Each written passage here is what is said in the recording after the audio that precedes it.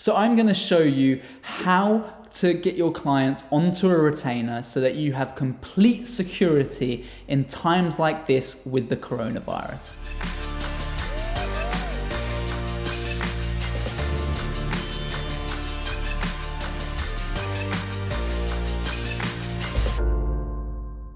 So a retainer is typically a monthly fee in return for your services. So with us, we provide our clients with X amount of videos per month in return for X amount paid into our account.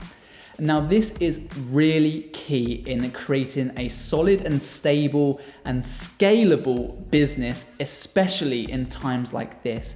And it is the only reason why we can continue surviving as a business and moving forward despite the impact that coronavirus is having on the creative industry. So how do you get your clients onto a retainer in the first place? Well, ordinarily you would still go through the usual process of getting them onto a one-off project.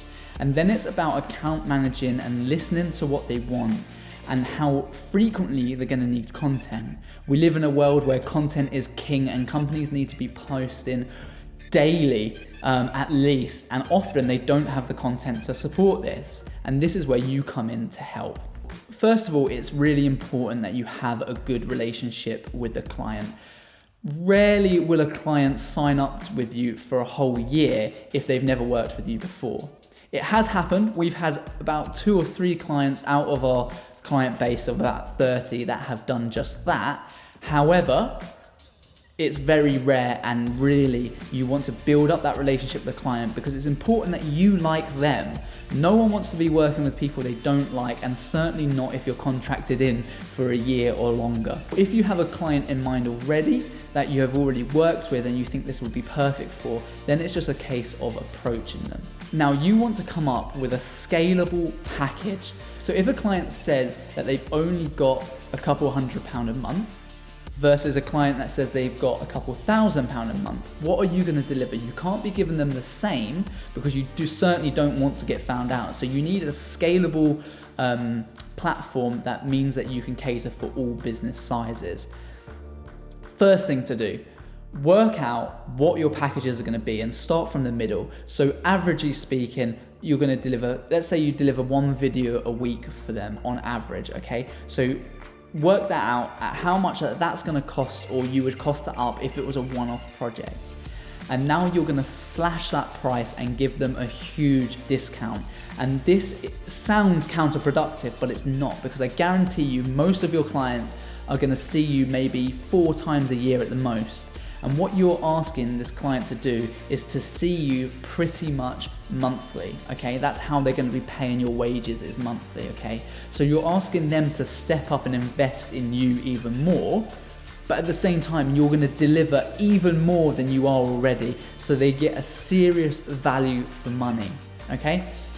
So work out what your pricing structure is, and then give a discounted rate depending on their budgets and then what they get from that.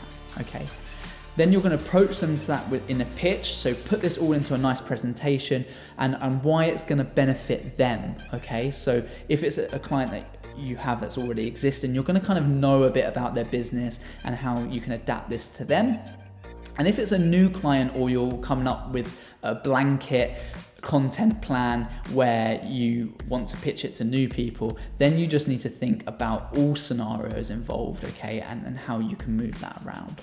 So generally we always start with our middle content plan, because that retainer is going to be, we can go from there. If they want more videos, we can up the price, and if they want less videos, we can lower the price, okay? Or if their budget's lower, we can lower the amount of videos, and if their budget's higher, we can up the amount of videos. You can see how it now becomes scalable, okay? Like I said at the start of the video, this is just gold to anyone who is serious about business and wanting to establish themselves more.